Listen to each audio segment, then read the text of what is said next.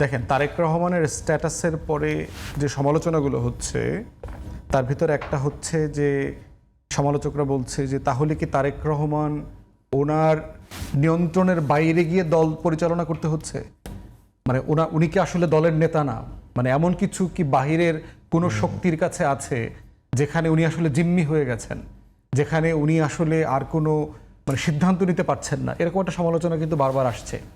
এখন দেখেন তাহলে জাতীয় পার্টির দল আকারে এক্সিস্ট করার এখতিয়ার থাকে কিনা, যে আমি নির্বাচন করতে চাই নাই, আমরা তো আসলে কেউ নমিনেশন জমা দেই নাই, 14তে আমাদেরকে জোর করে শপথ দেওয়াইছে, ভোটে উঠাই দিছে, কেউ নির্বাচনে ক্যাম্পেইনে যায় নাই, তো কত ভোট পাইছে লিখে দিছে, তো আমরা আবার সরকারি দলে কজন মন্ত্রী ছিল তবে আমরা বিরোধী দলে ছিলাম। মানে শামীম ভাইয়ের মতো একটা ভেরি লার্নেড লোক যে পার্লামেন্টারি ডেমোক্রেসি বোঝে, যে সংবিধান বোঝে, মানে এইরকম কন্ট্রাডিকশনস দিয়ে তো পলিটিক্যাল পার্টি সার্ভাইভ করতে পারে না। আবার দেখেন যে আপনি ইন্ডিয়ান হেজিমনিকে টলারেট করতে পারেন না। একজন তার ইন্টারন্যাশনাল অ্যাফেয়ার্সের তাদের দায়িত্বে ছিল একজন নর্থ সাউথ ইউনিভার্সিটির টিচার, দেখলাম কদিন আগে বলেছে যে তাকে ইন্ডিয়ান অ্যাম্বাসির হাইকমিশনের একজন কর্মকর্তার মানে টেক্সট মেসেজের উপরে ভিত্তি করে তাকে ডিসমিস করে দেওয়া হয়েছে, পার্টি থেকে এক্সপেল করা হয়েছে। জিএম কাদের সাহেব দিল্লি থেকে ফিরে এসে বলছেন যে আমার সাথে অনেক গুরুত্বপূর্ণ কথা হয়েছে, বাট এগুলো তাদের অনুমতি ছাড়া বলা যাবে না। সুজাতা সিং এর অনুমতির বাইরে গিয়ে তিনি নির্বাচন করবেন না এটা বলতে পারছেন না। তাহলে যেই দলটা তার পায়ের উপরে দাঁড়ায় সিদ্ধান্ত নিতে পারে না, যেই দলটা তার সিদ্ধান্ত মোতাবেক সে টিকে থাকতে পারে না, দাঁড়ায় থাকতে পারে না, সে তো পলিটিক্যাল পার্টি না, সে তো অন্য কিছু হইতে পারে, সে পলিটিক্যাল পার্টি না, সে কারো মানে চাকরিজীবী হইতে পারে, সে কোনো কোম্পানির দাসত্ব করতেছে কিনা এইটা প্রশ্ন আসতে পারে। তো সেই জায়গাতে জাতীয় পার্টির এই বিষয়গুলো সংশোধনযোগ্য না।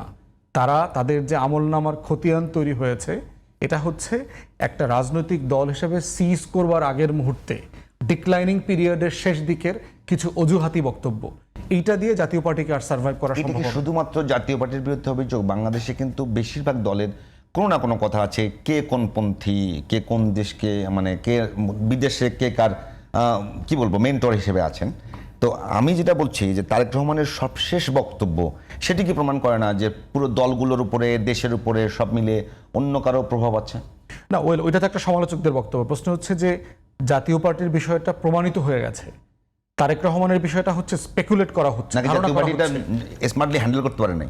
না ওইটা না, মানে এটা প্রমাণিত হয়ে গেছে, মানে এতগুলো কোনো কারণে প্রকাশিত হয়ে গেছে, এতগুলো ফ্যাক্টস প্রমাণিত হয়ে গেছে যে দিন শেষে এটাকে আপনি আর মানে স্পেকুলেশনের লেভেলে নাই। তারেক রহমানের বক্তব্যটাকে আপনি স্পেকুলেশন হইতে পারে। যেমন ধরেন বেগম জিয়া আজকে রাতে অথবা কালকে সকালে হয়তো লন্ডন চলে যাবেন, তাহলে আমার সবকিছু একক নিয়ন্ত্রণে নাই, এটা তো আপনি পজিটিভলি ইন্টারপ্রেট করতে পারবেন। একটা দলের পার্টির অ্যাক্টিং চেয়ারম্যান কি একক সিদ্ধান্ত নেবেন, স্ট্যান্ডিং কমিটির সাথে কথা বলবেন, অ্যাডভাইজারি বডির সাথে পরামর্শ নেবেন, পরিবারের সদস্যদের সাথে পরামর্শ নেবেন, সম্ভাবনা থাকে সেটা নিয়ে কথা বলা যায়। আপনি যে কথাটা বলছেন সেটা আসলে ওইরকম না। বাংলাদেশের রাজনৈতিক কালচারগুলো যেরকম আসলে খুব বেশি দলের ভিতরে ডেমোক্রেসি আছে আমি বিশ্বাস করি। ধরেন আমরা ধারণা করি একক নিয়ন্ত্রণাধীন মানে হচ্ছে আমি কারো না কারোতে পরামর্শ করি, কারো না কারোর সাথে কথা বলি, বলে সিদ্ধান্তটা নেব।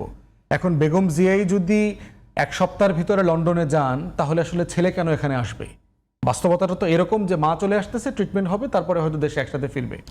সেই জায়গাতে হ্যাঁ, সেই সিদ্ধান্তটা তো মানে উনি কালেকটিভলি নিয়েছেন আমি ধারণা করতেছি। তো প্রশ্ন হচ্ছে ওইটা আপনি স্পেকুলেট করতে পারবেন, কিন্তু জাতীয় পার্টি আওয়ামী লীগের প্রশ্নগুলো হচ্ছে প্রমাণিত ঐতিহাসিক ঘটনা এবং সেটাকে তার ব্যাখ্যা দিতে হবে।